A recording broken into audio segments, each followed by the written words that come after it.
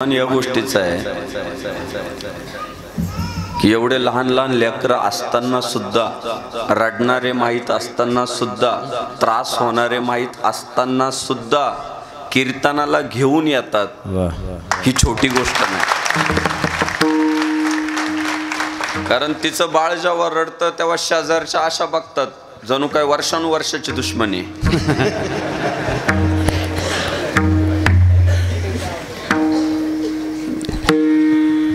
लोकांचे चेहरे बदलतात, कीर्तनकारही कधी कधी चिडतो, पण तरी ती माऊली रोज त्या बाळाला घेऊन कीर्तनाला येते।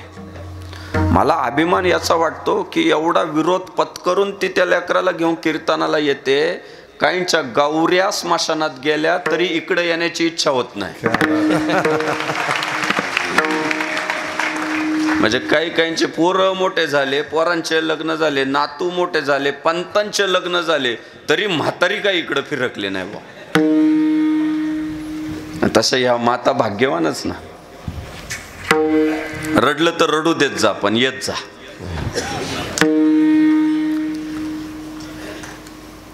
पिढ्या येतात जातात, राजसत्ता येतात जातात, उद्योग व्यवसाय येतात जातात, तंत्रज्ञान येतं जातं, बऱ्याच गोष्टी येतात, टिकतात आणि संपतात सुद्धा। कधी कुणाचं साम्राज्य, कधी कुणाचं साम्राज्य, कधी कुणाचं वर्चस्व, कधी दुसऱ्याचं वर्चस्व। ही सगळी पडझड सुरू असताना सुद्धा 700 वर्ष झाली वारकरी संप्रदाय महाराष्ट्राच्या मातीत मजबूतपणे पाय रोवू नये याचं कौतुक करावंच लागेल। म्हणजे सातोन्यातल्याच सप्ताहाला 315 वर्ष पूर्ण होत आहेत। माझा एक अंदाज आहे की ज्या अर्थी 315 वर्ष या सप्ताहाला पूर्ण होत आहे, त्या अर्थी आपल्या पूर्वजांनी जगद्गुरु तुकाराम महाराजांना सुद्धा पाहिलेलं असेल।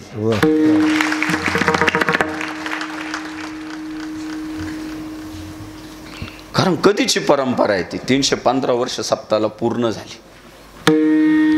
छोटी गोष्ट नाही ना, अभिमानानं ओरडून सांगावी अशीच ती घटना आहे। आणि ह्या सप्ताहाला 400 वर्ष सुद्धा पूर्ण होणार आहे। का माहितीये का? जुन्यांनी टाळ वाजवले, सप्ताह टिकावला।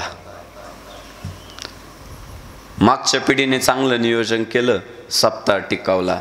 आणि आता सातोना खुर्द गावची तरुण पिढी धुरा खांद्यावर घेतली सप्ताहाची, सप्ताह 400 वर्ष सुद्धा पाहणार।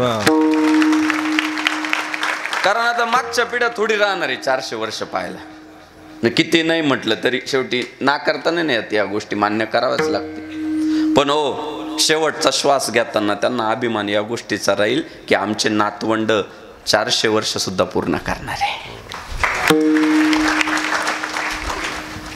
त्याचा नक्कीच मागच्या पिढीला अभिमान राहील। दरवर्षी शिवाजी महाराज पेपरला येतं बरं का, दरवर्षी येतं की यंदा पाऊस कमी आहे, पावसाची अजून सुरुवात नाही झालेली, त्यामुळं आषाढी वारीला समाज कमी राहील। दरवर्षी येतं बरं का, म्हणजे पाऊस मागं पुढं होतो। सध्या तर टायमिंगला पडत नाही, अवकाळीच पडत आहे ते। पण ते पाऊस थोडा लांबणीवर असतो, पेरण्या बाकी असतात, त्यामुळं पत्रकार लिहितात की वारीला गर्दी कमी राहील। प्रशासनालाही वाटतं खरंच कमी राहील की काय, त्यामुळे नियोजनात थोडीशी चला ठीक आहे कमी कमी पद्धतीचं सगळ्या गोष्टी ठेवतात। आणि एकदा का माऊलीचा प्रस्थानचा दिवस असला की आळंदीत पाय ठेवायला सुद्धा जागा शिल्लक राहत नाही।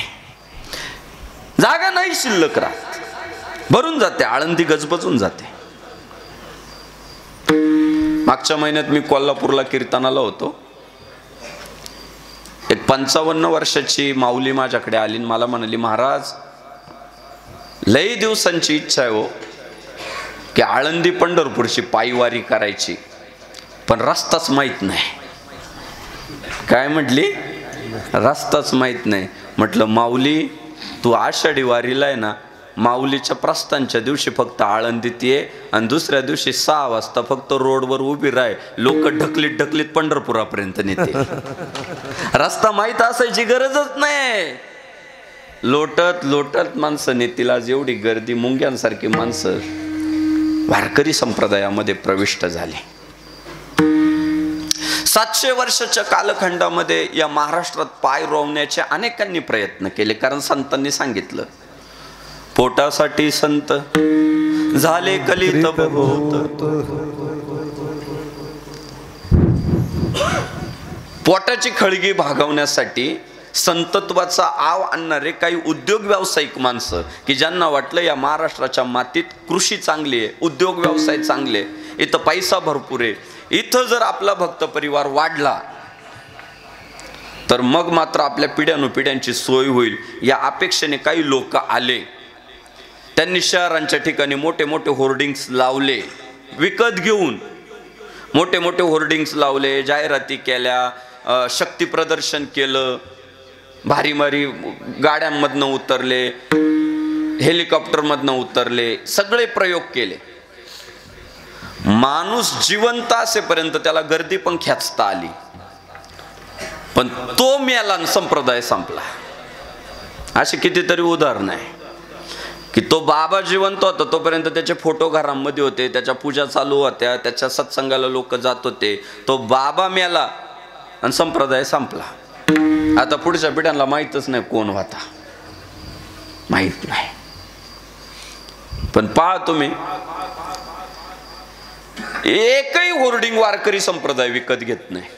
की बा आता वारी जवळ आली, जालन्यात एक लावू, परतूरला एक लावू, सेलूच एक लावून टाकू होर्डिंग, की बा आता वारी येणार आहे, तुम्ही तिकडे पंढरपूरला या बुवा. एकही होर्डिंग लावत नाही. तरी बिना निमंत्रणाची, बिना आमंत्रणाची माणसं आळंदीमध्ये दाखल होतात. आजाच्या गळ्यातली माळ पोराच्या गळ्यात येते आणि पोराच्या गळ्यातली माळ नातवा अभिमानानं गळ्यात मिरवतात. कंठी मिरवा तुळशी, व्रत करा एकादशी. अभिमानानं मिरवतात गळ्यामध्ये तुळशीच्या माळा. पुढच्या पिढीकडे ते जातो, पोचत, टिकू नये, पाय रोवू नये. अनेक आले गेले, पण हा वारकरी संप्रदाय मात्र थांबत नाही. हा पुढं पुढं पुढं पुढं पुढं एक एक एक पाऊल टाकतच चाललाय. महाराष्ट्रातला धर्म जर कोणी टिकावला तर तो वारकरी संप्रदायाने टिकावला. कारण काय झालं माहितीये का, मधल्या काळामध्ये ना आपली लोक बिघडल्यासारखी करायला लागली होती. म्हणजे कशी माहितीये का, धर्मनिरपेक्षता, म्हणजे धर्म वगैरे काही नसतो, सगळं सारखंच असतं, सर्व धर्म समभाव. आणि त्या धर्मनिरपेक्षतेच्या नादापायी आपली अनेक लोक नास्तिक झाली होती. नास्तिक म्हणजे काय, देवाचं अस्तित्व मान्य न करणे आणि मनमानी करणे. उदाहरणार्थ, घरातल्या देवांची पूजा न करणे, व्रत वैकल्य न करणे, कपाळाला टिळा न लावणे, गळ्यात तुळशीच्या माळा न घालणे, धर्माबद्दल अभिमान न बाळगणे, याला तर नास्तिक म्हणतात. आणि अशी झाली होती लोक मधल्या काळात. आता आता आमची तरुण पिढी धर्मजागरणामुळं, वारकरी संप्रदायाच्या संदेशामुळं पुन्हा जागी झाली. आज पुन्हा हिंदुस्थानामध्ये हिंदुत्वाचं वारं मोठ्या प्रमाणात वाहत आहे. नास्तिक लोक त्याच्यात वाहून पण जायला लागले, जाणारच ती वाहून. कारण राम रावणाच्या युद्धात नेहमी विजय रामाचाच होतो, रावणाचा कधीच होत नाही.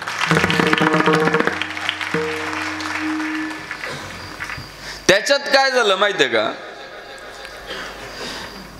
लंकेतल्या काही लोकांना कळालं की विजय रामाचा होणार आहे, आपण मूर्खपणा करण्यात मजा नाही, आपण रामाचे भक्त होऊ.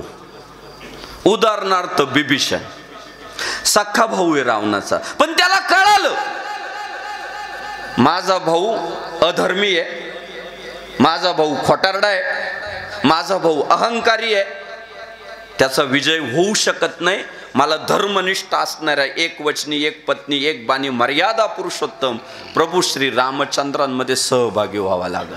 ते झालं बिचार, आणि ते झाल्याचा परिणाम काय झाला तुम्हाला सांगतो. ते बिभीषण रामचंद्र प्रभूंना मिळालं, रामचंद्र प्रभूंनी रावणाचा वध केला आणि सोन्याची लंका ट्रॉलीमध्ये भरून अयोध्येत नाही घेऊन गेले हो. त्या सोन्याच्या लंकेचा मालक बिभीषण केला, याला राम म्हणतात. की माझं भांडण धनासाठी नव्हतं, संपत्तीसाठी नव्हतं, राज्यासाठी नव्हतं, माझं भांडण धर्मासाठी होतं. अधर्मी रावण मारला आणि धर्मी बिभीषण तिथं गादीवर बसावला. भक्ता राखे पायापाशी आणि दुर्जनाशी संवारी. बिभीषणाला राजा केला भगवान श्री रामचंद्रांनी. सावध झालं, ते वेळीच जाग झालं. एक दिवस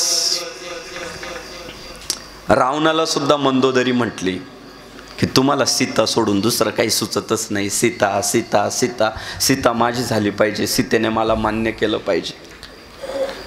तुम्ही मायावी आहात म्हटले. तुम्ही रावण होऊन तिच्या समोर जातात, ती तुम्हाला नकार देते, ती तुम्हाला स्वीकारत नाही. तुम्ही मायावी आहात, तुम्हाला पाहिजे तो अवतार घेता येतो. मग तुम्ही एक काम करा ना धनी म्हटली. काय? तुम्ही राम होऊन जा ना तिच्याकडं. रावण म्हटला अगं येडे, तो तर प्रॉब्लेम आहे ना, तोच तर प्रॉब्लेम आहे म्हटला. मला रामाचा अवतार घेता येतो, मी सीतेपुढे रामाचा अवतार घेऊन जाऊ शकतो, पण एकदा का मी रामाचा अवतार घेतला की मला परस्त्रीमध्ये माता दिसते, माता. तोच माझा प्रॉब्लेम आहे. म्हणजे रावण सुद्धा जर राम झाला असता तर कदाचित तो सुद्धा तारला असता, पण रावणाला सद्बुद्धी झालीच नाही. रावणाने अहंकार टाकलाच नाही. आणि मी सध्या माझ्या तरुण भावंडांना सांगतोय, बाबा ज्याला ज्याला पश्चाताप झालाय ना आता, की जाऊ द्या आजपर्यंत आपण काही बोललो, राम मंदिराच्या विरोधात बोललो, रामाच्या विरोधात बोललो, धर्माच्या विरोधात बोललो, हिंदूंची कधी बाजू घेतली नाही, पण जाऊ द्या आपल्याकडून चूक झाली, आता आपण प्रायश्चित्त केलं पाहिजे, आपण सुद्धा भगवा झेंडा हातात घेतला पाहिजे आणि जय श्रीरामचा नारा केला पाहिजे. असा पश्चाताप ज्यांना झाला, असा पश्चाताप ज्यांना झाला आणि जे सध्या हिंदू धर्माच्या बाजूने उभे राहिले ना, माझी सगळ्या समाजाला विनंती आहे, त्या सगळ्यांना स्वीकारा. का? त्यांनी प्रायश्चित्त केलं, त्यांना पश्चाताप झाला. कधी का होईना ते योग्य रस्त्यावर आले ना, मग आले ना योग्य रस्त्यावर, मग आपलेचे, मग आपलेचे. बिभीषण जर रामाचा होऊ शकतो तर आजपर्यंत हिंदुत्वाला विरोध करणारा जर प्रायश्चित्त करून पश्चाताप करून भगवा झेंडा हातात घेत असेल आणि जय श्रीरामचा नारा देत असेल आणि गावागावात जाऊन अयोध्येवरनं आलेल्या अक्षता वाटत असेल तर तो आपलाच आहे. आणि राहिला रावणांचा विषय,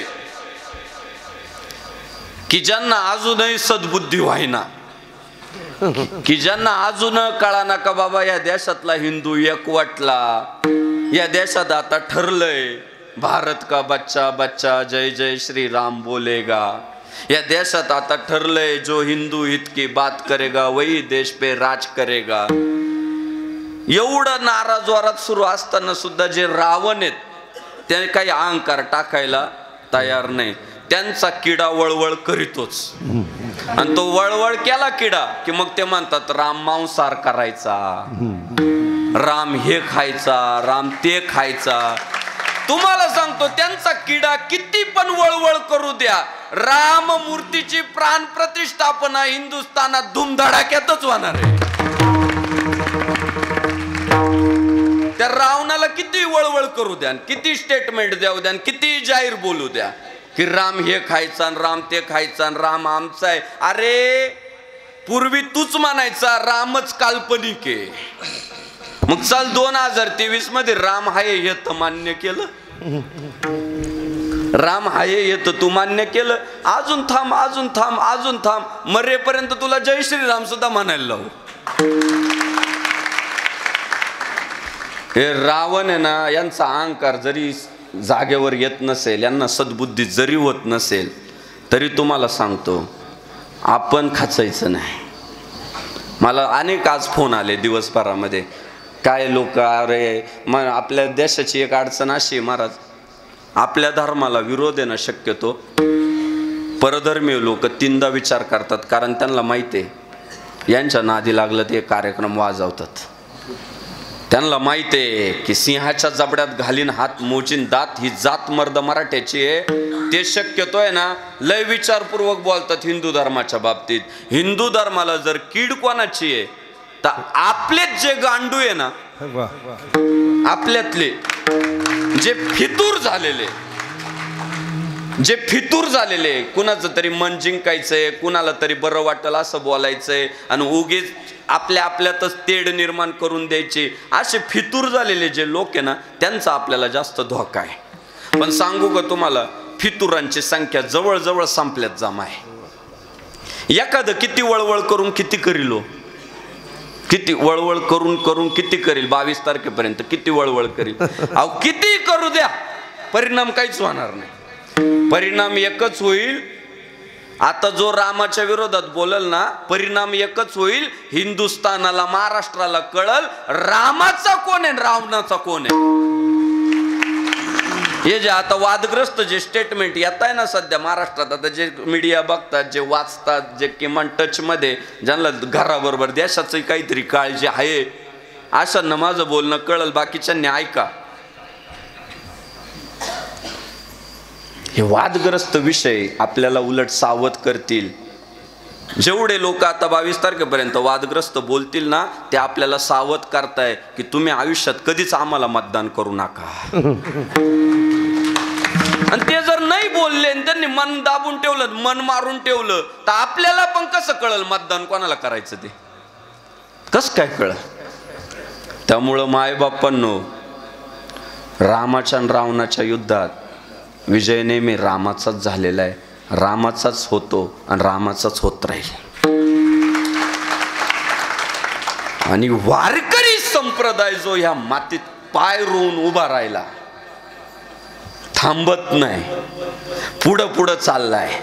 त्याचं कारण काय माहिती? मी म्हणालो ना की एखादा येतो, त्याचे फोटो घराघरीमध्ये लागतात, लोक त्याच्या पूजा करतात, जिवंत असेपर्यंत, मेला की त्याचा विषय संपला. पण वारकरी संप्रदाय का टिकून आहे माहितीये? वारकरी संप्रदायाचं एक वैशिष्ट्य आहे, वारकरी संप्रदायामधला कोणताच संत म्हटला नाही माझे फोटो घरामध्ये लावा, माझे चरित्र सांगा आणि मी देवे, असा वारकरी संप्रदायातील कोणताच संत म्हटला नाही.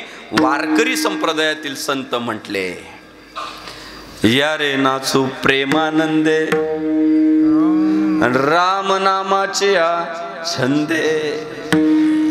ज्ञानेश्वर महाराजांना म्हणता आलं असतं, या रे नाचू प्रेमानंदे ज्ञानेश्वराच्या छंदे. तुकाराम महाराजांना म्हणता आलं असतं, या रे नाचू प्रेमानंदे तुकारामाच्या छंदे. नाही, कोणताच संत, तुम्हाला कोणताच संत स्वतःचा बडेजाव करताना दिसणार नाही. वारकरी संप्रदाय असा आहे, याने रामाचा जय जयकार केला, रामाच्या छंदात नाचला. गाये नाचे उडे आपुलिया छंदे मनाचा आनंद, आवडीने मनाचा आनंदे,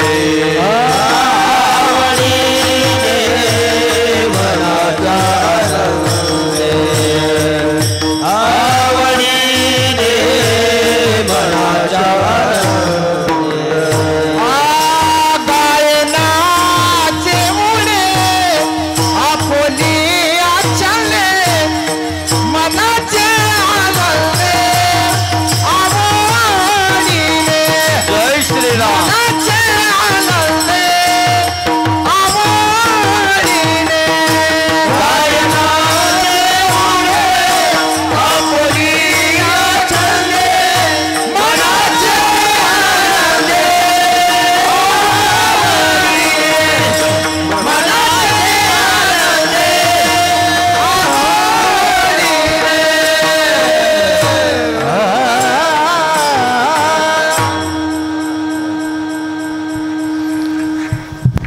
नयनाचे उडे आपुलिया छंदे आणि मनाच्या आनंदे आवडीने भगवंताच्या छंदामध्ये. आज जर तरुण पिढीला प्रश्न पडला ना की गावातल्या वारकऱ्यांनी गावासाठी काय केलं, तर त्याचं एका वाक्यात उत्तर असं आहे, गावातलं हिंदुत्व वारकऱ्यांनी आजपर्यंत टिकवलं. अरे कपाळावरचा टिळा टिकवला वारकऱ्यांनी, मुखातला जय श्रीराम टिकवला वारकऱ्यांनी, आणि हिंदू धर्माचा भगवा पण टिकवला वारकऱ्यांनी. कितीतरी सत्ता आल्या गेल्या पण वारकरी संप्रदाय कधी डगमगला नाही, त्याने भगवा खाली ठेवला नाही. वारीवर हल्ला केला सुलतानी सैन्यांनी, छत्रपती संभाजी महाराजांनी संरक्षण दिलं, याची उदाहरण आहे. पण वारकरी पुढच्या वारीला खचला नाही की वारीवर हल्ला होता आपण जायचं नाही. तो पुन्हा पुढच्या वारीला पण भगवा घेऊन गेला. का? वारकऱ्याचं ब्रीत काय? मऊ मेनाहुनी आम्ही विष्णुदास कठीण वत्रास कठीण वत्रास हे दुआसे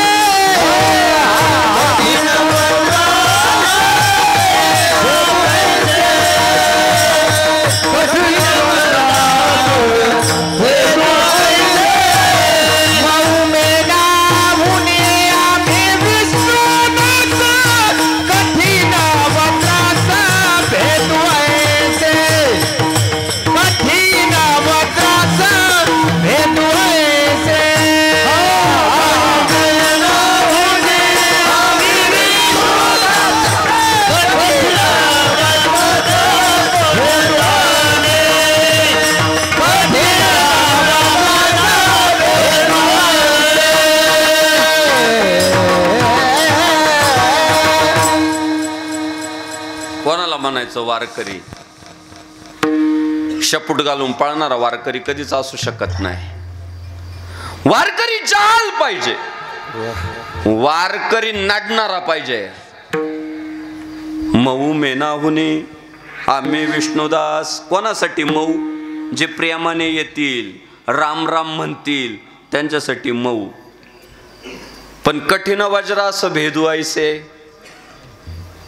कठीण किती?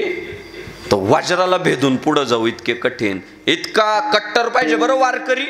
आज अनेक वारकऱ्यांचा प्रॉब्लेम असा झालाय, स्वतः रात्रंदिवस भजन करणार पण धर्माच्या विरोधात कोण बोललं तर गप्प बसणार मुख गिळून.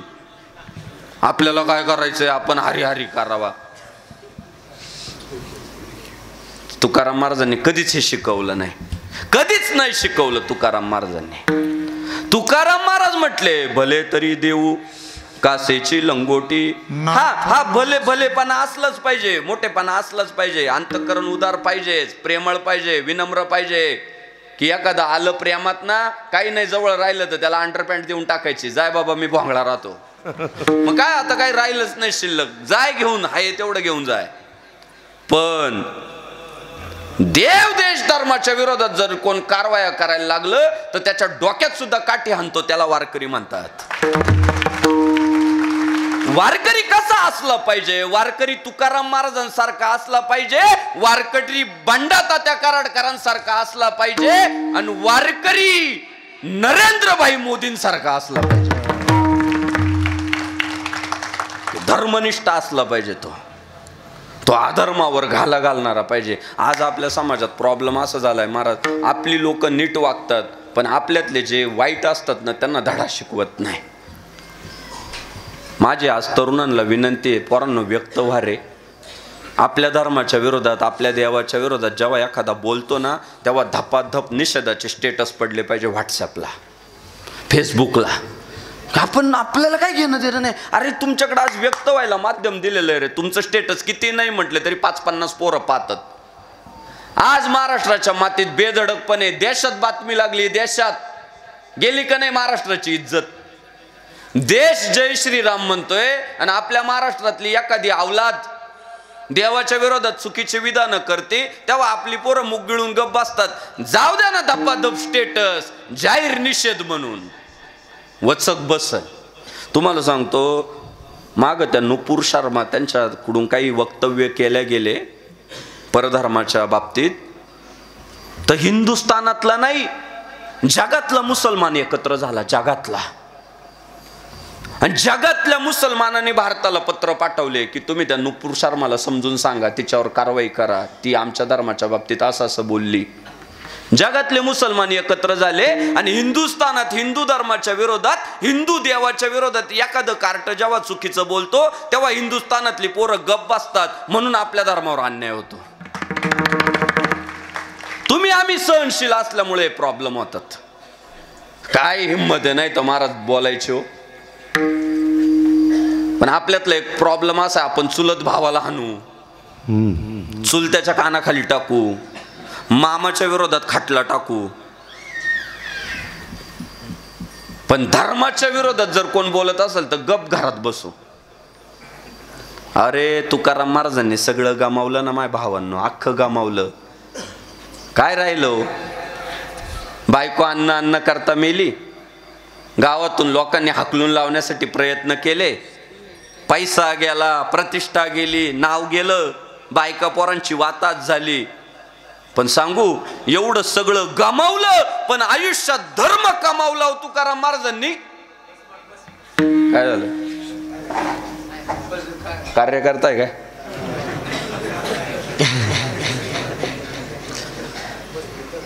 सगळं गमावलं. संसाराच्या नावे घालून या शून्य. ऐका पोरांनो, जीवाचे कान करून ऐका कीर्तन.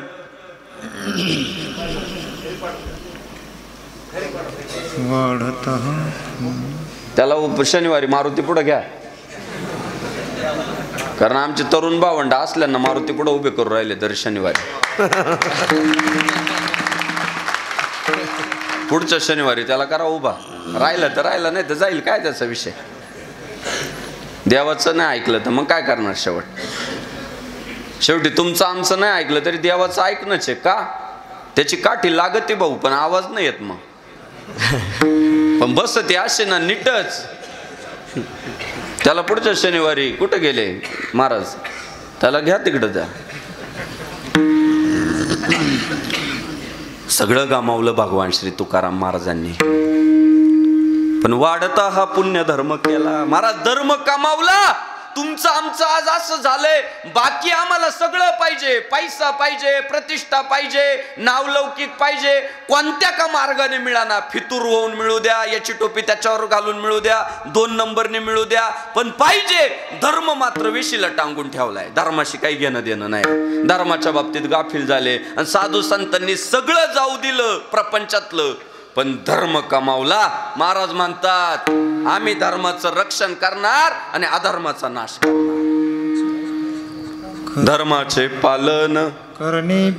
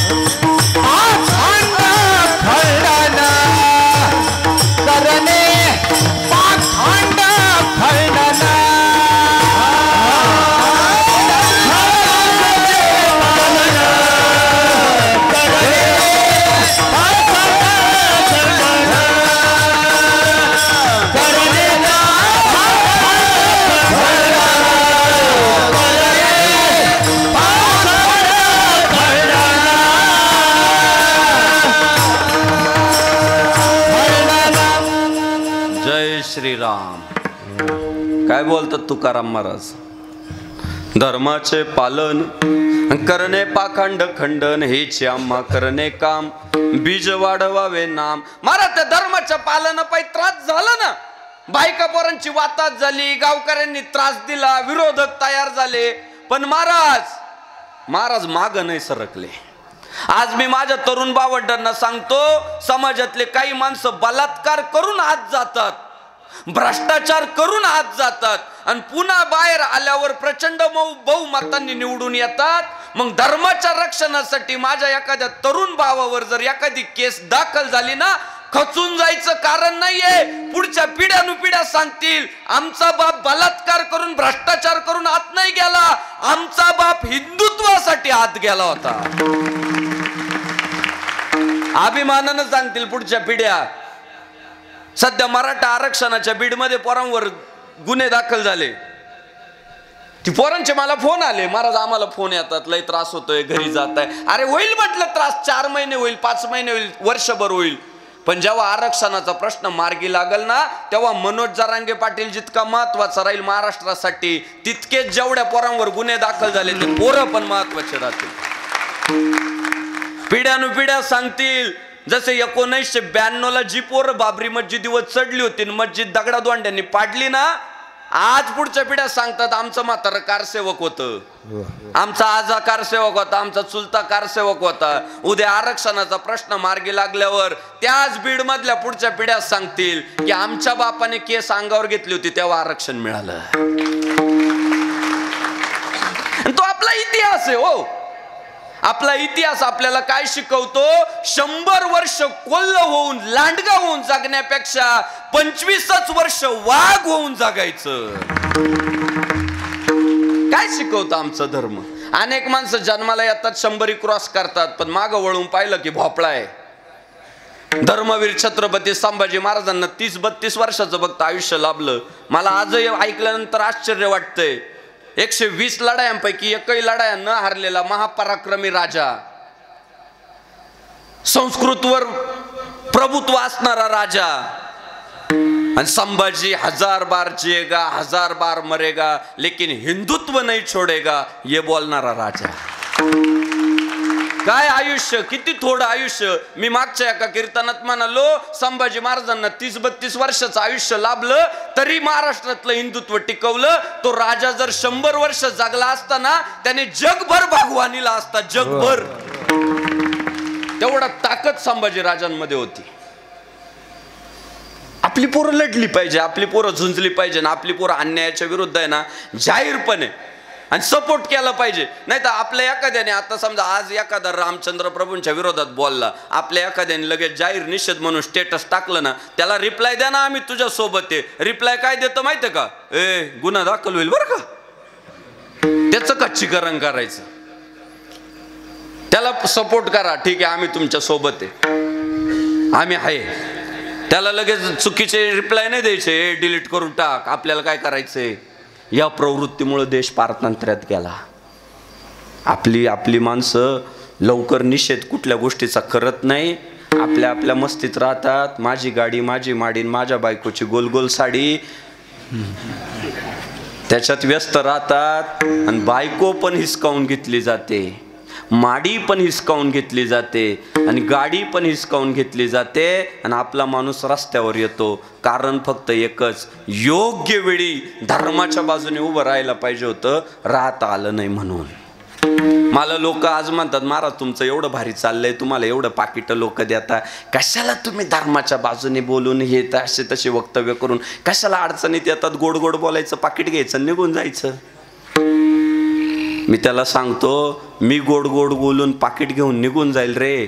मला माहिती आहे आज कीर्तन चालू आहे, पुढचे 50 वर्ष कीर्तन चालूच राहणार आहे. पण मी आज एवढा जाहीरपणे प्रखरपणे जे बोलतोय ना, ते कशासाठी माहिती आहे? चंद्र सूर्य असेपर्यंत कीर्तन चालू राहावे म्हणून. मी आजचा विचार नाही करत, मी चंद्र सूर्य असेपर्यंतचा विचार करतो. आणि आपल्या पाठीमाग देव रे, आपला धर्म इतका भारी आहे ना, त्यांनी फक्त तुम्हाला लढायला लावले आणि जबाबदारी देवानी घेतलेली आहे. तुम्हाला फक्त काय सांगितलंय? तुम्ही लढत राहा रे, तुम्ही काळजी करू नका, सनातन आहे, याला आधी अंत नाहीये, हा सनातन आहे, चिरंतन आहे. तुम्हाला फक्त तुमची कर्तव्य पार पाडायची, जबाबदार राहायचंय. बाकी यदा यदा हि धर्मस्य ग्लानिर्भवति भारत अभ्युत्थानम अधर्मस्य तदात्मानं सृजाम्यहम परित्राणाय साधूनां विनाशाय च दुष्कृतां धर्म संस्थापनार्थाय संभवामि युगे युगे. देवाने सांगितलंय, पोरांनो तुम्ही लढा. तुम्ही जेव्हा कमी पडाल तेव्हा रामचंद्र प्रभू येणार आहे.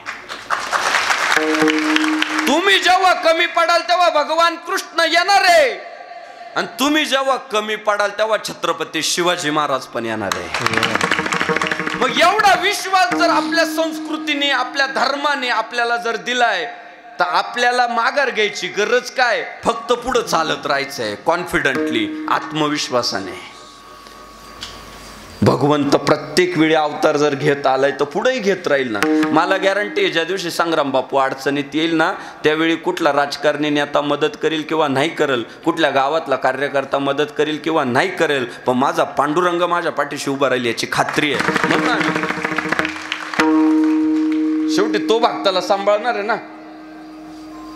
आपली माणसं फितूर होतात, साधू संतांनी महाराज काय नाही, तुकाराम महाराजांनी सगळं काय, शेवट किती गोड झाला बघा ना. इतके हाल झाले पण भगवंताचं भजन सोडलं नाही, धर्माशी तडजोड केली नाही, शेवटी आनंदाने सांगितलं माझं शेवट गोड झाला, आणि तेवढ्यासाठीच मी 8 तास केला होता. शेवटचा दिसा गोड झाला, शेवटचा दिसा गोड झाला, शेवटचा दिसा गोड झाला, शेवटचा दिसा गोड झाला. यासाठी केला होता अट्टहास, शेवटचा दिसा गोड व्हावा, शेवटचा दिसा गोड व्हावा. यासाठी केला होता अट्टहास,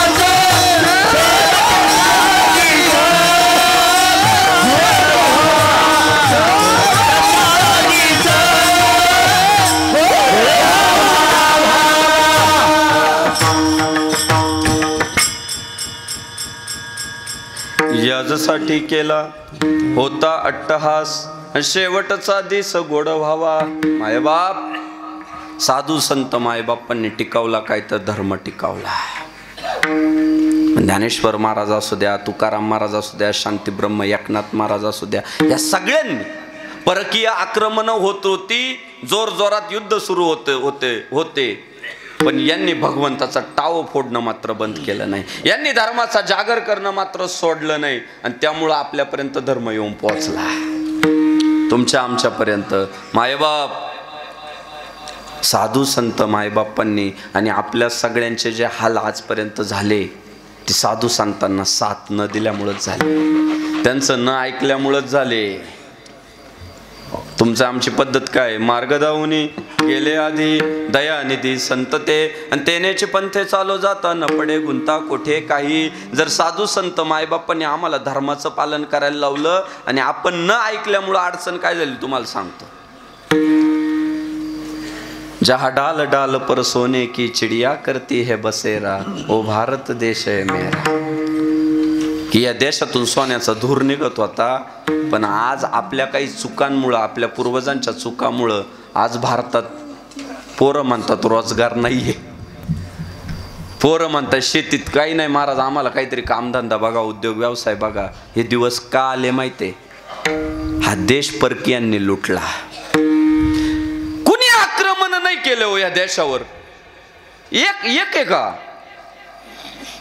पोर्तुगीज आले, राज्य केलं, डच आले, राज्य केलं, मुघलांनी तर इतके अत्याचार या देशावर केले, इथले मंदिरं उद्ध्वस्त केले, इथल्या गायींच्या कत्तली केल्या, इथं प्रचंड मोठ्या प्रमाणात धर्मांतरण घडवून आणलं.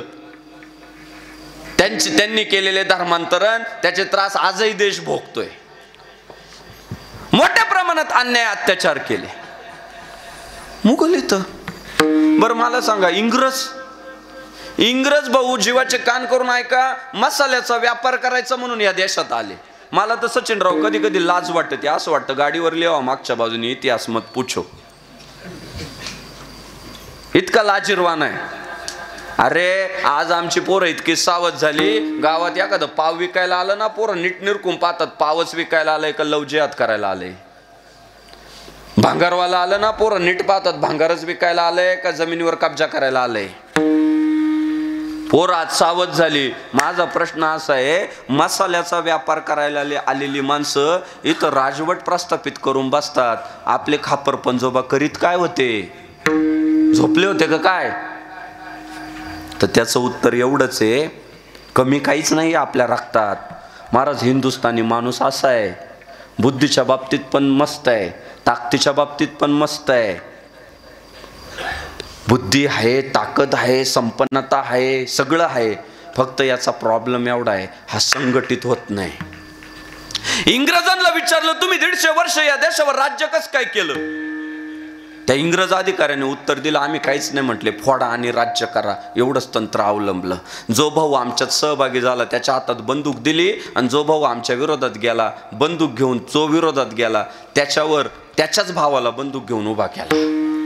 भाऊ भावाच्या विरोधात आम्ही उभे केले, जाती जातीच्या विरोधात उभ्या केल्या, जाती जातींमध्ये भांडणं लावली, भावा भावांमध्ये भांडणं लावली. जे आमच्यात आले त्यांना आमच्यात घेतलं, त्यांना नोकर म्हणून ठेवलं, आणि राजवट आम्ही केली. आपल्या आपल्यात भांडणं लावले आणि त्यांनी राजवट प्रस्थापित केली, आणि बस तोच कलंक आहे महाराज, बाकी काहीच नाही. इंग्रज जेव्हा राज्य करीत होते ना, तेव्हा आमच्यातली लोक म्हणत होते चुलत भावाची जिरवायची, मामाला कोर्टात खेचायचं आहे, बायकोला घटस्फोट द्यायचा आहे. आपल्या आपल्यात झुंजत राहिली, आणि परिणाम परकीयांनी आपल्या पोळ्या भासून घेतल्या. 400 वर्षापूर्वी जगद्गुरु तुकाराम महाराजांच्या लक्षात आलं की हा माणूस जर संघटित झाला नाही, एकत्र आला नाही, तर अधर्म कुठेतरी तर राज्य करून जातो आणि ह्या देशाची वाताहत होते. हा दूरदृष्टिकोन ठेवून तुकाराम महाराजांनी 400 वर्षापूर्वी एक अभंग केला, ते पहिलं चरण. एक एका साहेबारू, एक एका साहेबारू, एक एका साहेबारू, एक एका साहेबारू,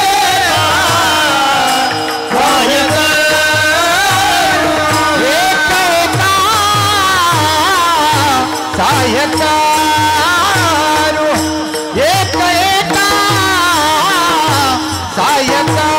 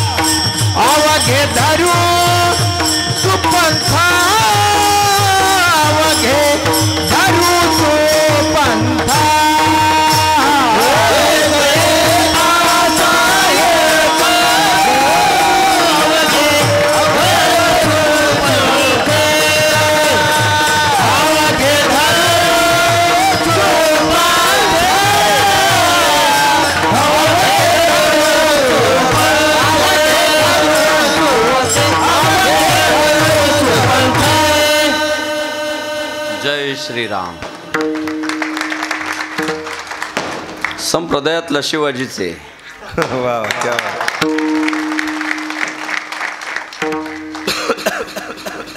प्रज्ञासूर्य पृथ्वीराज महाराजांनी कौतुक करावा.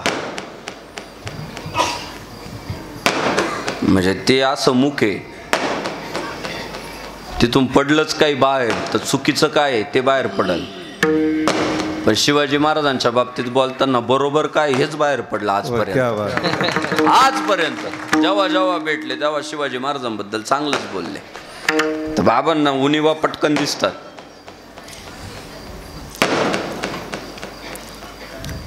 आपलेच काय नवरदेवाला मला वाटलं पहिलं चरण झालं वाचतात का.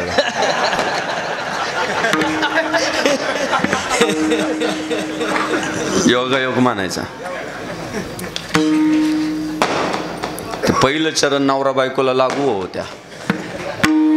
एक एका साह्य करू अवघे धरू सुपंथ.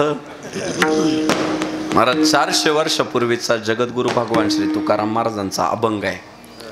पण तुम्हाला सगळ्यांना माझी प्रार्थना आहे, तुकाराम महाराजांच्या या अभंगाकडे तुम्ही अभंग म्हणून पाहू नका. मग उद्योग व्यवसाय करणारी पोरं असू द्या, राजकारण करणारी पोरं असू द्या, परमार्थ करणारी असू द्या, अथवा कुणीही असू द्या, संसार करणारी असू द्या, तुम्ही तुकाराम महाराजांच्या या अभंगाकडे अभंग म्हणून पाहू नका. आणि शब्द म्हणून तर चुकून पण पाहू नका. शब्द म्हणून पाहू नका. बा हे शब्द आहे, एक एका साह्य करू अवघे धरू सुपंथ. अभंग म्हणून पाहू नका, शब्द म्हणून पाहू नका. तुकाराम महाराजांच्या या अभंगाकडे तुम्ही मंत्र म्हणून पहा. तुमचं जीवन समृद्ध झाल्याशिवाय राहणार नाही. समृद्धच होईल जीवन. एवढा मंत्र आहे महाराज. झाला असा हा मंत्र आहे ना, 2 नंबर वाल्यांनी लय भारी पाठ केला हो. एक एका साह्य करू, फक्त सुपंथाच्या जागेवर त्यांनी कुपंथ लावला. असली एकजूट असते महाराज 2 नंबरच्या लोकांची ना, मरतील पण फुटत नाही, फितूर तर होतच नाही. म्हणून 2 नंबरचा प्रत्येक व्यवसाय परफेक्ट चालू आहे. तुम्ही बघा का माहितीये का, त्यांच्यात फुटीरवादी माणसं शक्यतो नसतात. जीव देतील पण मॅनेज होत नाही.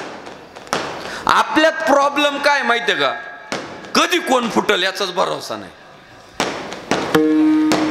तुम्ही बघा गावातल्या एखाद्या गुंड प्रवृत्तीच्या माणसाला जर एखादी कानाखाली मारली ना, तर ते 100 पोरं गोळा करतोय लगेच.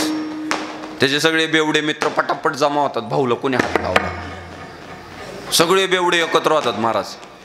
पण तेच गावातल्या एखाद्या वारकऱ्याला जर कोणी चापट मारली ना, दुसरे वारकरी म्हणतात त्याला गरजच होती प्रसादाची.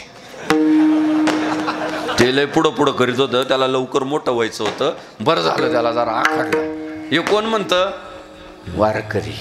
चांगली माणसं आपापसात भांडत राहतात आणि चुकीची माणसं पुढं निघून जातात. हे तुकाराम महाराजांच्या लक्षात आलं आणि अधर्म वाढीस लागतो त्या गोष्टींमुळं. तुकाराम महाराजांच्या लक्षात आलं की नाही, हे एकट्या दुकट्याचं काम नाहीये. एकट्याचा लोहे खेळ मनोनी मेळ मेळविला, तुम्ही आम्ही खेळी मेळी गदारोळी आनंदे. अरे तुम्हाला आम्हाला सगळ्यांना एकत्र यावं लागल. मला सांगा, ज्ञानेश्वर महाराज महाविष्णूचा अवतार आहे, बरोबर? महाविष्णूचा अवतार सखा माझा ज्ञानेश्वर महाराज. ज्ञानेश्वरी सांगायला बसले, प्रॉब्लेम संपले का? संपले. ते भरपूर वाजले पण तुम्ही आम्ही हटलो नाही, हे पण महत्वाचं आहे. कशाला हटायचं? तुम्हाला सांगतो, ज्ञानेश्वर महाराज महाविष्णूचा अवतार आहे. कदाचित त्या तो काळ असा होता, एक तर लोटून लावत होते, वर्णभेद प्रचंड होता, जातीयवाद भरपूर होता, ब्राह्मण वैश्य क्षत्रिय शूद्र हा वाद मोठ्या प्रमाणात होता. त्या काळात हे ज्ञानेश्वर महाराज व्यासपीठावर बसले आणि म्हणतात काय, तरी अवधान एक वेळ देईजे, मग सर्व सुखासी पात्र होईजे, आणि हे प्रतिज्ञोत्तर माझे उघड ऐका. माऊली म्हणतात काही काळजी करायची नाही, आता मी तुम्हाला सुखी करणार आहे. अवघाची संसार सुखाचा करीन, आनंदे भरीन तिन्ही लोक. बरोबर आहे का नाही? काठी घेऊन बसायला पाहिजे होतं. काठी घेऊन एखाद्याने बडबड केली का हाणून मारायला पाहिजे होती काठी. एखाद्याने डिस्टर्ब केलं, एखाद्याचा मोबाईल कीर्तनात वाजला ना, दगड ठेवायला पाहिजे होते 2-4 खानदेशी डोक्यात टाकायला पाहिजे होता दगड. एखाद्याचा मोबाईल वाजला, एखाद्याने डिस्टर्ब केलं, मध्येच एखाद्याने त्रास दिला, असे दगड ठेवायला पाहिजे होते, काट्या ठेवायला पाहिजे होत्या. पण सांगू तुम्हाला, एवढे मोठे ज्ञानेश्वर महाराज, पर्याय नव्हता समाजाला ज्ञानेश्वर महाराजांशिवाय. बरं, पर्यायच नव्हता. पण ते ज्ञानेश्वर महाराज खाली बसलेल्या श्रोत्यांना म्हणाले, नाही तुम्ही मूर्ख आहे, नीट ऐका, तुम्ही अज्ञानी नीट ऐका, आणि मी तुम्हाला सुखी करणार आहे. आता मीच तुमचा नेता आहे, मीच तुमचा संत आहे. अजिबात नाही. माऊली म्हणतात काय माहिती आहे का, प्रभू तुम्ही महेशाची या मूर्ती, मी दुबळा अर्चितसे भक्ती, आणि म्हणून बेल जरी गंगावती तरी स्वीकाराल की. माऊली म्हणतात, तुम्ही जे बसलेले ना, तुम्ही मला माणसं दिसत नाही, तर तुम्ही मला शिवाची रूप दिसताय, आणि मी जे सांगतोय ना ते तुमची चाललेली सेवा आहे. तुमची चाललेली पूजा आहे.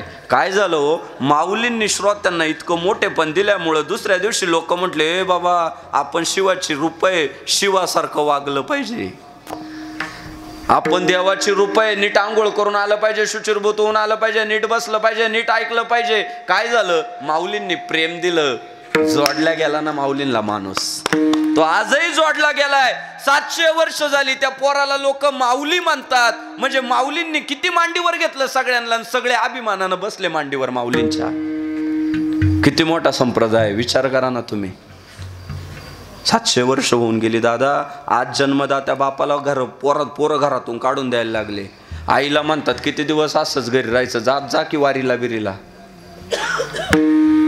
म्हणजे आज जन्मदात्या आईला पोरं मानायला तयार नाही. पण 700 वर्षापूर्वी एक पोरग जन्माला येतं, 16व्या वर्षी ज्ञानेश्वरी लिहितं, 21व्या वर्षी समाधिस्थ होतं. 700 वर्षानंतर सुद्धा उभा महाराष्ट्र त्या पोराला आई म्हणतो. याच्यापेक्षा मोठा चमत्कार कोणता असेल? आणि हे कधी शक्य झालं? माऊलींनी प्रेम दिलं तेव्हा शक्य झालं. लेकुराचे हित वाय माऊलीचे चित्त आणि करी लाभाविन प्रीती. माऊली जर म्हटले असते मी मोठा तुम्ही लहान, तर नातं घट्ट झालंच नसतं.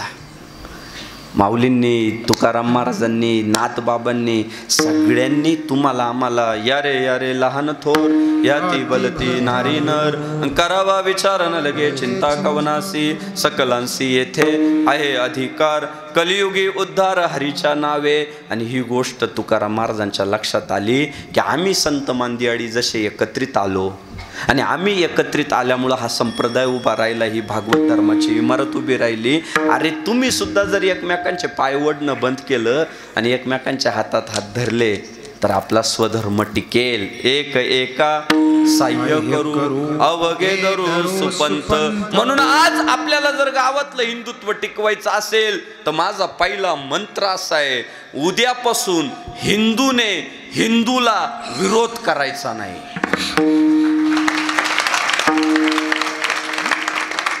मला एकाने विचारलं मराठा आरक्षणाला तुमचा पाठिंबा आहे का? म्हटलं जाहीर पाठिंबा आहे. का? ते आंदोलन मी मराठ्यांचं म्हणून पाहत नाही, हिंदूंचं म्हणून पाहतो, म्हणून माझा पाठिंबा आहे.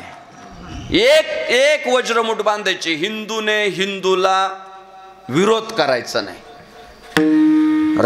रामाने काय शिकवलंय तुम्हाला आम्हाला? काय शिकवलंय? काय शिकवलं माहिती आहे? भावाचं ते भावाचंच, पण माझं सुद्धा भावाचं. काय शिकवलं? राम प्रभू म्हटले भारताचं भारतालाच राहू द्या, पण माझं सुद्धा भारताला. भरत म्हणतो नाही मी तुमच्या पादुका ठेवणार, हे तुमचं आहे माझं नाही. भावांचे भांडणं कशावर नाही? गादीवर तू बस तू बस तू बस यावर नाही. म्हणजे आपली संस्कृती आपल्याला हे शिकवते की बाळा तुझ्या ताटात जर अर्धी भाकर असेल आणि अतिथी आला तर तुझ्या घरात जर शिल्लक राहिलं नसेल तर त्या अर्ध्या भाकरीतली जेवढी काही वाटे होईल ते पुढच्याला दिलं पाहिजे. याला संस्कृती म्हणतात. ही संस्कृती आपली. आपल्यातलं भावाला द्यायचं, पाहुण्याला द्यायचं, ही जर आपली संस्कृती असेल तर हिंदू जर आपापसात भांडत राहिले तर हिंदुत्व टिकणार नाही. आणि अनेक धूर्त लोकांची सध्या तीच चाल आहे की यांच्यात जातीत कशी भांडणं लावता येतील, ही सगळ्यांची चाल सुरू आहे. आणि त्या चालीला आपण पुरून उरलो पाहिजे प्रबोधनाच्या माध्यमातून. मी जे आज कीर्तनातनं बोलतोय ना ते उद्या तुम्ही कट्ट्यावर बसून बोला. तुमचे जे मित्र आहे ना ज्यांनी तुम्हाला सध्या ब्लॉक केलंय, तुमच्याशी बोलती नाही, तुम्ही आले का निघून जातात, त्यांना जवळ घेऊन बोला की या सगळ्या चाली सुरू आहेत, आपल्यात भांडणं लावायची कामं सुरू आहेत. इथून पुढे एक वज्रमुठ गावात बांधली गेली पाहिजे.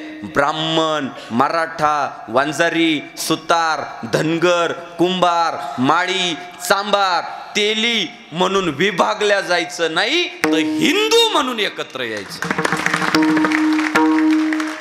अहो हिंदू हृदय सम्राट बाळासाहेब ठाकरे तेव्हा म्हणाले होते गर्व से कहो हम हिंदू है. तेव्हा त्यांची अपेक्षा होती की माणसं मराठा म्हणून पुढे येऊ नये, माणसं ब्राह्मण म्हणून पुढे येऊ नये, माणसं माळी म्हणून पुढे येऊ नये, माणसं धनगर सुतार म्हणून पुढे येऊ नये, तर माणसं हिंदू म्हणून पुढे यावे. आणि जर आपण हिंदू म्हणून एकत्रित राहिलो इथून पुढच्या काळात तर आपण टिकणार आहे. लक्षात ठेवा, हिंदूने हिंदूला विरोध करायचा नाही, हिंदूने हिंदूला मदतच करायची. आणि हिंदू जर हिंदूला विरोध करेल तर परधर्मीय इथं राजवट प्रस्थापित करतील. आज मला सातोना गावाचं कौतुक यासाठी वाटतं, सप्ताहाला तर 315 वर्ष पूर्ण झालेच. ती तर अभिमानानं अशी लिहून ठेवावी अशी गोष्ट आहे. 315 वर्ष पूर्ण झाले सप्ताहाला. पण 18 पगड जातीतील तरुण एकत्रित येऊन गावातील भगवान श्री मारुतीरायाचं मंदिर भव्य अशा स्वरूपाचं उभं करायचंय, या संकल्पासाठी झटतोय. ही गावासाठी अत्यंत अभिमानाची बाब.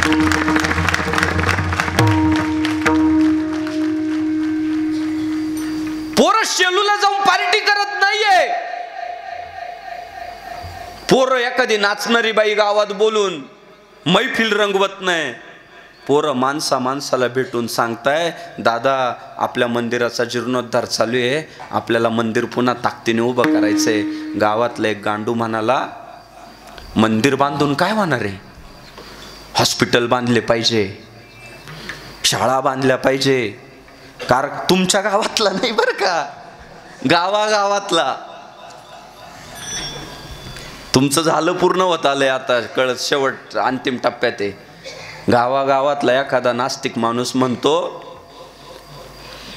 की मंदिरं बांधून काय होणार आहे, शाळा बांधल्या पाहिजे, जिम बांधल्या पाहिजे. त्याला उत्तर माझं एवढंच आहे, जेव्हा जेव्हा या देशावर परकीय आक्रमण झाले तेव्हा त्यांनी हवेल्या फोडल्या नाही, त्यांनी शाळा फोडल्या नाही, हॉस्पिटल फोडले नाही. त्यांनी पहिल्यांदा जर काय फोडले तर मंदिरं फोडले. त्याचं कारण काय माहिती आहे? त्या सगळ्या परकीय आक्रमणकर्त्यांना माहीत होतं की मंदिर फोडलं की गावातला धर्म संपतो, आणि धर्म संपला की राजवट प्रस्थापित करता येते. सगळ्यांनी पहिल्यांदा धर्म संपवण्यासाठी प्रयत्न केला, कारण आपल्या शास्त्राचं सिद्धांत असा आहे, यतो धर्मस्ततो जयः. अहो, गावात आल्याबरोबर जर डुलदार आकाशाला गवस निघालणारे मंदिरांचे कळस दिसले ना, लोक समजून घेतात हे हिंदूंचं गाव आहे. गावात आल्याबरोबर मंदिरांचे कळस दिसले पाहिजे. आणि माझ्या तरुण भावंडांच्या ही गोष्ट लक्षात आली. सगळी पोरं एकत्रित आली. मारुतीरायाचं महाराज एवढं भव्य मंदिर होतंय गावामध्ये की जिल्हाभरातनं माणसं मंदिर पाहायला येणार आहे, एवढं भव्य मंदिर होत आहे. आणि सांगू तुम्हाला, गावाला पार्श्वभूमी एवढी भारी आहे महाराज. गावात मी आलो गणेश गुरुजी तर दगडी बांधकाम आहे, दगडी बांधकाम आहे गावात. आणि सांगू, त्या काळच्या बांधकामाला शोभल असं मंदिर आपल्या पूर्वजांनी बांधलं होतं. आता हे पडायला आलेली घर बंगल्यामध्ये रूपांतरित व्हावं असं वाटत असेल ना, तर आधी देवाचं देऊळ पूर्ण करा. सगळ्यांचे बंगले पुढच्या 5 वर्षात तयार असतील.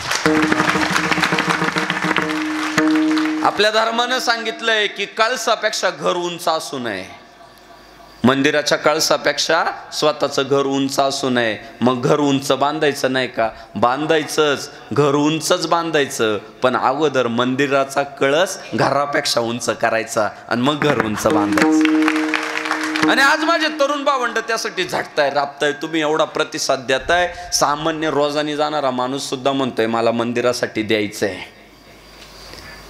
आज आमचे गणेश गुरुजी टाके आळंदीत राहतात, सप्ताहपुरते गावात येतात. पण त्यांना जेव्हा कळालं तरुण पोरांनी संकल्प केलाय, ते ब्राह्मणाच्या घरी सत्यनारायण घालावं तसा प्रकार केला.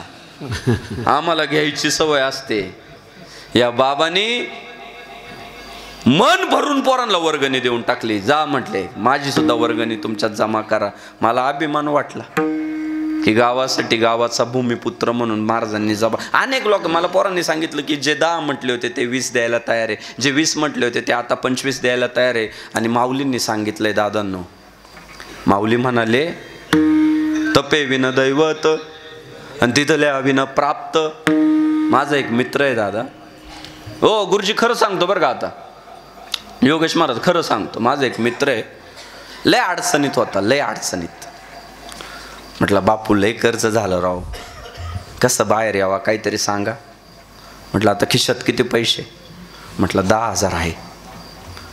म्हटलं एक काम कर ना, त्या 10,000तले 1,000 दान करून टाक. तो म्हणाला, ओ बापू आधीच कर्ज झाले, सध्या 10,000 माझ्यासाठी 10 कोटी इतके. 10,000 म्हणजे तुम्हाला शुल्लक असतील, माझ्यासाठी 10 कोटी आहे. त्यातले 1,000 दिले ना माझी चिंता वाढल, कमी नाही. म्हटलं विश्वास आहे ना तुझा?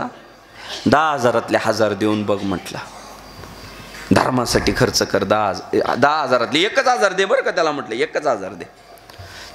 त्या पोराने 10,000तले 1,000 माझं ऐकून दान केले. पुढच्या 2च वर्षात मला फोन करून म्हणतोय, बापू अडचण असली तर सांगा बरं का, पैसे पडू नये. काय झालं? दिल्याने वाढलेलंच आहे. कर्माचा सिद्धांत आहे, पेराल ते उगवणार आहे. ही जी लोक असतात गावात, कीर्तनकाराचं सौजन्य आम्हाला द्या, पंगत आम्हालाच द्या, मंदिराला वर्गणी आमचीच घ्या, त्यांना ते गणित कळालेलं आहे. तुम्ही अंबानी बघा, टाटा बघा, ही लोक देवधर्माच्या ठिकाणी जातात, कोट्यावधी रुपये देतात, त्यांना ते गणित कळालेलं आहे. शक्यतो या गोष्टी कोण सांगत नाही. तुमच्याकडे 100 रुपये असतील, त्यातला 1 रुपया देऊन बघा, तुम्हाला रिझल्टच भेटतील. आणि तुम्हाला सांगतो, दुसरा एक सांगतो, दिलं चांगल्या ठिकाणी तर तुमचं वाढणारच आहे. पण अजून एक प्रॉब्लेम सांगतो, तुम्ही चांगल्या ठिकाणी नाही ना दिलं, दवाखान्यामध्ये घालावं लागतं. परवा गावातली पोरं आहे ना, एकाला सप्ताहाची वर्गणी मागायला गेले. ते त्याची जरा जमीन वगैरे जास्त आहे म्हणून त्याला म्हटले, अण्णा तुम्ही 5,000 द्या ना. अहो ते भाव खाल्ला. ते मला 5,000 एवढे पैसे देत असतं काय? म्हटला एवढे पैसे नाही देणार मी. त्याने अक्षरशः 100 रुपये दिले पोरांना. जा म्हटलं. अहो 15 दिवसात डॉक्टर म्हणे तुम्हाला मागून फाडावं लागेल तर तुम्ही जागाल, नाही तर जागणारच नाही. 15 दिवसात हो. आणि अजून संपले नाही, माऊली महाराज संपलं नाही अजून. त्याने मागून फाडून घ्यायचे 15 लाख घालवले हो. फाडाबा मला मागून, त्याला खर्च 15 लाख होता. काय झालं? योग्य ठिकाणी नाही दिलं तर अयोग्य ठिकाणी घालावंच लागतं. लवकरात लवकर पुढच्या सप्ताहापर्यंत मी म्हणतो मंदिर कंप्लीटच पाहिजे आपल्याला, कंप्लीटच पाहिजे. आणि मूर्ती सुद्धा अजिबात खुळचट विचार आणायचे नाही. मस्त मूर्तीवर लोकांनी शेंदूर लावून लावून लावून मूर्तीचा दगड करून टाकलाय. आमच्या हजेरी मारुती देवस्थान आहे आळंदीतलं, हजेरी मारुती रायाची पण तीच परिस्थिती झाली होती. लोकांनी शेंदूर लावून लावून लावून ते सगळं हे केलं होतं. आमचे माजी नगराध्यक्ष राहुल शेठ चितळकर पाटील, चितळकर पाटलांनी मनावर घेतलं मंदिराचा जीर्णोद्धार करायचा आहे. पहिली ते मूर्तीवर जो लेप चढला होता सगळा शेंदुराचा, चांगले कारागीर बोलून तो सगळा लेप काढला. आज हजेरी मारुती रायाच्या पुढं उभं राहिलं तर असं वाटतं मारुती रायाचे मूर्तिमंत पुढं. माऊली तिथं हजेरी लावतात, सगळे वारकरी तिथं हजेरी लावतात, सगळी साधू संत आळंदीत आल्यावर हजेरी मारुतीला हजेरी लावतातच. त्यांनी सुद्धा तो जो अनावश्यक लेप होता तो सगळा काढून टाकला. माझी सुद्धा तरुणांना विनंती आहे की आपली सुद्धा मारुती रायाची मूर्ती देखणे, गणपती बाप्पाची मूर्ती देखणे, चांगले उत्तम दर्जाचे कारागीर पाहिजे तर ते राहुल शेठचं मार्गदर्शन घेऊ. गणेश महाराज आहे इथं, तर ते सगळं व्यवस्थित करून पुढच्या वर्षीपर्यंत आपल्याला मंदिर कंप्लीट करून टाकायचं. सगळ्यांनी भरभरून त्या मंदिरासाठी दान द्यायचंय. पुढच्या पिढ्यानुपिढ्या पाहत राहतील इतकं सुंदर मंदिर करायचंय. गावातल्या तरुणांनी ती वज्रमूठ बांधली. आज गावातला तरुण जाती जातीत न भांडता हिंदुत्वासाठी एकत्र येतोय. दर शनिवारी आमच्या योगेश महाराजांनी सांगितलं की प्रत्येक शनिवारी गावातला तरुण मंदिरामध्ये एकत्रित येतो. आणि जे आपले भावंड काही संगतीमुळं बिघडले, कोणी गुटख्याच्या आहारी गेलं, कोण तंबाखूच्या आहारी गेलं, कोण दारूच्या आहारी गेलं, असे दारूच्या नशेच्या आहारी गेलेली पोरं मारुती रायापुढं आम्ही उभे करतोय आणि त्यांना साथ घालतोय की तुम्हाला आमची पण शपथ आहे, मारुती रायाची पण शपथ आहे, उद्यापासून दुर्व्यसन सोडायचं. गावातल्या कितीतरी पोरांनी दुर्व्यसन सोडलं आणि त्यांना ताकद मारुती रायांनी दिली सोडण्याची. तर गावातली मुलं हे सगळे जे चांगले उपक्रम करताय यावर मी एकच बोलल बरं का, अण्णा तुम्ही लई वर्षानुवर्ष मोठ्या मोठ्यांना ऐकलं, 315 वर्ष झाले. मी एवढंच म्हणू शकतो, गावातली पिढी एवढी जागृत आहे ना, त्याचं एकमेव कारण आहे आपुलिया हिता जो असे जागता धन्य माता पिता तयाची. तुम्ही जे 315 वर्ष हे जपलं ना, तुम्ही जे वर्षानुवर्ष इथं हरिनामाचा जागर केला ना, त्याची पोच पावती म्हणजे आजची गावातली तरुण पिढी आहे. तुम्ही जे पेरलं ते आज तरुणांच्या रूपानं उगलंय. 22 जानेवारी 2024ला देशाचा अत्यंत गौरवाचा दिवस आहे. सत्य परेशान हो सकताय, पराजित नाही. याचं मूर्तिमंत उदाहरण म्हणजे अयोध्येचं राम मंदिर आहे. 14 वर्षांचा वनवास संपून प्रभू श्री रामचंद्र जेव्हा अयोध्येत आले होते तेव्हा उभ्या हिंदुस्थानाने दिवाळी साजरी केली. ती दिवाळी आज तागायत चालू आहे. भव्य प्रमाणात देशातला सर्वात मोठा सण म्हणून दिवाळीचा सण ओळखला जातो. मग 14 वर्षांचा वनवास संपून प्रभू श्री रामचंद्र जेव्हा अयोध्येत आले तेव्हा तत्कालिक आपल्या हिंदू बांधवांनी मोठी दिवाळी साजरी केली. आता फक्त 14 वर्षांचा नाही तर शेकडो वर्षांचा संघर्ष करून तंबूतला रामचंद्र प्रभू पुन्हा भव्य राम मंदिरात विराजमान होतोय. आत्ताची दिवाळी सुद्धा तेवढीच भव्य पाहिजे. 22 जानेवारी 2024ला उठणे लावून आंघोळ करा. मोती साबण सुद्धा आणायचे. जनरल स्टोअर्स वाल्यांनी लगेच उद्यापासून वरती मोती साबण ठेवायला सुरुवात करा म्हणजे लोक घेतील. मोती साबण लावल्याशिवाय दिवाळीचा फील येत नाही. तर 22 जानेवारीला मोती साबणच पाहिजे, उठणे पाहिजे. ते महिला मंडळ ते कानात तेल बिल टाकतात ते सगळे विषय पाहिजे. सगळा जोरदार नवीन कपडे, दाढी, जे दाढी ठेवतात त्यांनी कट मारून मस्त ओके मध्ये एकदम भारी दिसली पाहिजे. कपाळाला टिळे पाहिजे, अंगणात सडे पाहिजे, घरापुढं रांगोळ्या पाहिजे, मंदिरांवर लाईट माळा पाहिजे आणि घरापुढं दिवे पाहिजे आणि गावभर भारत का बच्चा बच्चा जय जय श्री राम बोलेगा. जय श्रीरामचा जय घोष पाहिजे गाव. तर 22 जानेवारीला माझ्या तरुण भावंडांनी ती सुद्धा जबाबदारी मनावर घ्यायची. तुम्ही घेतलेलीच आहे. मी आपलं सहज बोलून जातोय. तर गावात फार चांगलं चित्र. तुकाराम महाराज ज्याप्रमाणे म्हणतात, एक एका साह्य करू अवघे धरू सुपंथ. 315व्या वर्षी हरिभक्तीपरायण वारकरी संप्रदायातील प्रसिद्ध भजन सम्राट आमचे मार्गदर्शक आदरणीय शिवाजी महाराज काकडे गुरुजी उपस्थित आहे. भजन सम्राट हरिभक्तीपरायण तुकाराम दादा बिडवे महाराज उपस्थित आहे. तुकारामजी महाराजांचे मनापासून धन्यवाद. भजन सम्राट हरिभक्तीपरायण बंडूजी महाराज खरात गुरुजी उपस्थित आहे. बंडू महाराजांचे मनापासून धन्यवाद. भजन सम्राट हरिभक्तीपरायण बळीराम महाराज बोडके उपस्थित आहे. बळीरामजी महाराजांचे धन्यवाद. मृदंग सम्राट तालमणी वेळोवेळी जे माझ्या संपर्कात होते, माझी तारीख घेतल्यापासून तर गावात येईपर्यंत मला व्यवस्थित इथपर्यंत आणणारे वारकरी संप्रदायाचं अलंकापुरीचं आज महाराष्ट्रामध्ये अनेक मृदंगवादक विद्यार्थी गुरुजींनी तयार केले. आता पुढची पिढी तयारीचं वाजवते, पण गणेश गुरुजींचं पाहून पाहून शिकली हे मान्य करावं लागेल. यांचं तप आहे महाराज. यांनी टिकवलं, यांनी पुढच्या पिढीकडे दिलं आणि आजही त्यातलं सातत्य, त्यातला गोडवा, त्यातला आनंद आमच्या मृदंग सम्राट गणेश महाराज टाके गुरुजी. गावाचं वैभव आहे. गावातल्या सगळ्या सामाजिक कामामध्ये गुरुजी पुढे असतात. गणेश महाराज टाके गुरुजींनी खूप प्रेम दिलं. गणेश गुरुजींचे मनापासून धन्यवाद. गोड असा मृदंग साथ करणारे आदरणीय हरिभक्तीपरायण मृदंग सम्राट माऊली महाराज भांबर्गे, मृदंग सम्राट माऊली महाराजांचे धन्यवाद. गावातील सगळीच तरुण मित्रमंडळ, मला पोरांनी सांगितलं की तरणा भाग्यवंत नटे हरी कीर्तनात. असं तरुणपणात ज्यांना परमार्थाचं महत्त्व कळालं आणि आपल्या सवंगड्यांना सोबत घेऊन चालताय, असे या गावचं वैभव हरिभक्तीपरायण योगेशजी महाराज आकात. योगेश महाराजांनी चांगल्यापैकी तरुणांना सोबत घेऊन गावात सामाजिक उपक्रम राबवण्याचं मनावर घेतलंय. सगळीच मान्यवर मंडळी, गावातला आमचा परमेश्वर भाऊ आकात, नेता नव्हे कार्यकर्ता, परमेश्वर भाऊ सर्वांकरता असं म्हणत परमेश्वर भाऊंनी सुद्धा सगळ्या पोरांना एकत्रित करण्याचं काम केलंय, सगळ्या भावंडांना एकत्रित करण्याचं काम केलंय.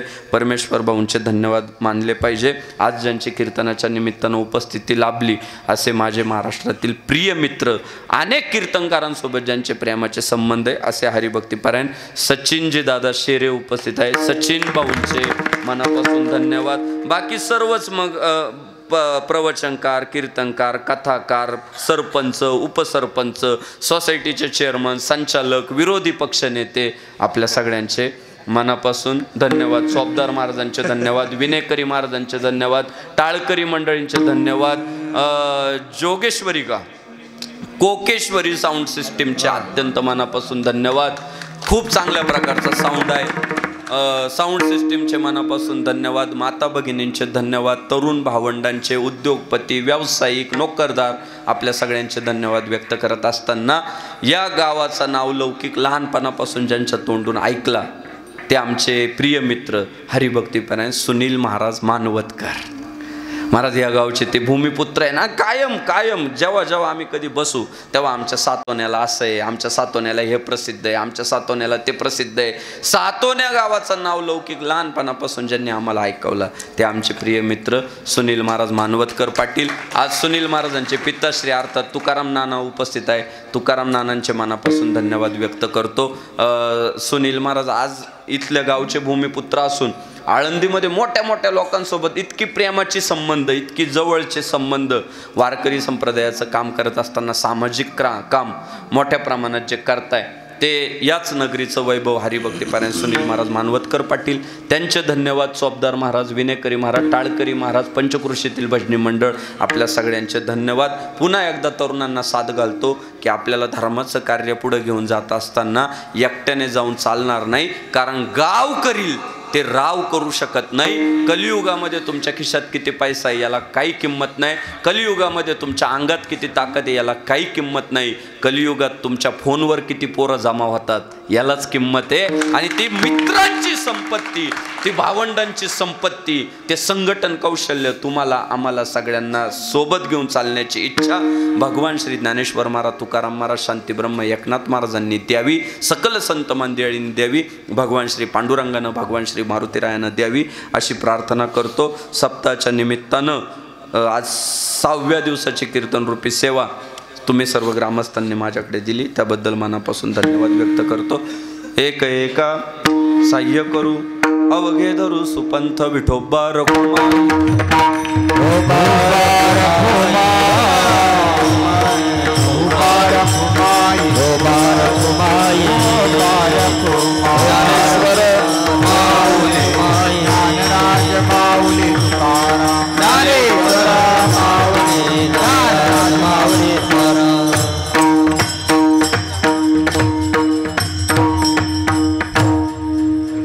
श्री हरिभक्तपरायण वैष्णव टाळकरी तुकारामजीच्या बिडवे त्यांना साथ करतील श्री हरिभक्तपरायण बंडू महाराज शिरसगावकर.